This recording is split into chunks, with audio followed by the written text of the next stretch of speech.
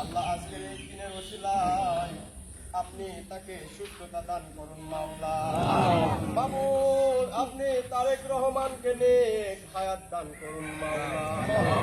মাবুদ আপনি তারে সুস্থতা দান করুন মাওলা। মাবুদ আপনার কাছে দরখাস্ত করি মাওলা, আমাদের এই বিএনপি প্রতিষ্ঠিত করে শহীদ প্রেসিডেন্ট জিয়াউর রহমান অন্ধকার কবরে শায়িত মাওলা, আপনি তাকে জান্নাতের সর্বোচ্চ জায়গায় স্থান করে দেন মাওলা। মাবুদ আমাদের দেশনেত্রী বেগম খালেদা জিয়া অসুস্থ মাওলা, আপনি তারে সুস্থতা দান করুন মাওলা।